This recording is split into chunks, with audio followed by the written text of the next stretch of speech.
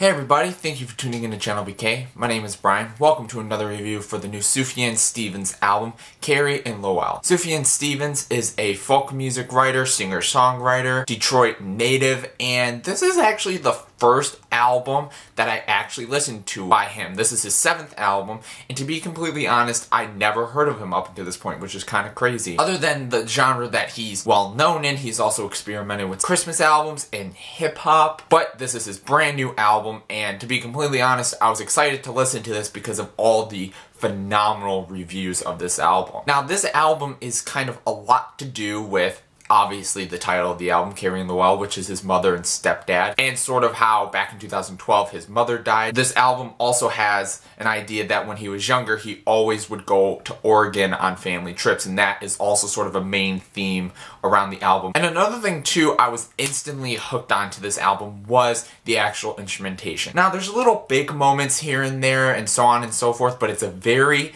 stripped down album. There's some guitars, some piano, some interesting sort of like synths and atmospheric vibes throughout the album, but it is very quiet, very reserved, but it is very painful, it's very honest, and it's very raw as well with the lyrics. And that's one of the things that I instantly got hooked on with this album. When I first got through the listen, I absolutely loved the musicality on this, but then as I really dug into the lyrics, it was a very beautiful and kind of like personal album. There's obviously many mentions throughout the whole entire album of his mom and other stuff in his life. Death with Dignity is a great way to open the album. Very soft guitar. There's some added piano later on in the track, and there's also a nice outro. I think his vocals sound incredible on it. It's sort of like a sweet but sort of a nice serene way to get us into the album. And there's a lot of tracks like this as well, like something like Eugene or Carrie Lowell, which, not to say the subject matter isn't like anything like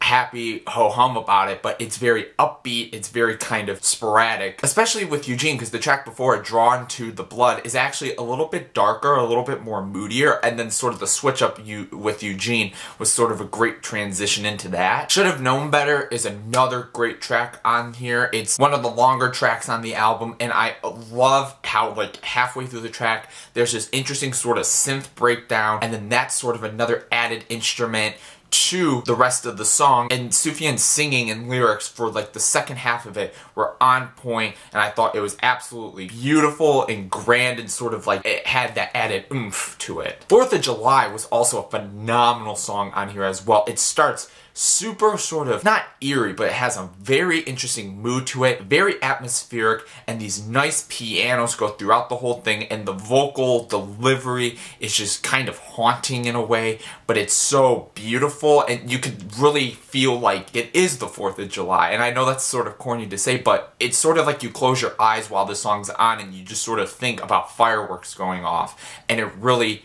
gets a great feeling and a great mood with sort of all the atmosphere surrounding the song. Like I said, there's many different songs on here where we sort of see Sufjan at a point in his life where he doesn't know what to do. Like The Only Thing, where he talks about his mom's death and how he feels like committing suicide, but he really figures out that he just needs to fight to get past it. And then the following song, Carrie Lowell, he sort of mentions at the end of the track how his mom was addicted to the pill because she had schizophrenia. No Shade in the Shadow of the Cross is one of the final tracks on this album, and this is also kind of a very haunting track. Him sort of giving these mentions of when his mom passed away, he kind of wanted to inherit what she did with drinking and drugs, and he sort of had to fight past that, and his vocal delivery was absolutely incredible, especially on sort of the last part of the track. And then we also get a couple more pulsing pianos on something before that, like John My Beloved, as well as the final track, Blue Bucket of Gold. And this track actually grew on me a bit. When I first heard it, I wasn't necessarily in love with it, but when I really dug into the lyrics and I listened to it more, I absolutely loved it. The story of sort of him not knowing where to go next, and he needs these people to support him, and he's just looking for somebody to give him that support because his mother was never there for him. But my favorite part of this track is actually sort of the singing and sort of that atmospheric production after he sings the hook. I thought that was absolutely amazingly beautiful and super emotional. But to be completely honest, I really only found maybe 1 or 2 tracks either I was just kind of like, bleh, like okay with, or maybe just I don't go back to them as much, but overall I thought this is a beautiful album. Phenomenal instrumentation. It was such a sort of eerie listen throughout. Sufjan is a great singer, he's a great songwriter, and I think he did such a great job giving a very raw and honest album with the lyrics and with the production, and he really was able to paint a beautiful picture of this whole story and his tragic events that led up to this, but how he's trying to overcome that. But what did you guys think of this album? Are you as highly on it as I am? Are you maybe a little bit underwhelmed by it? Or what are some of your favorite tracks? Leave them in the comments below.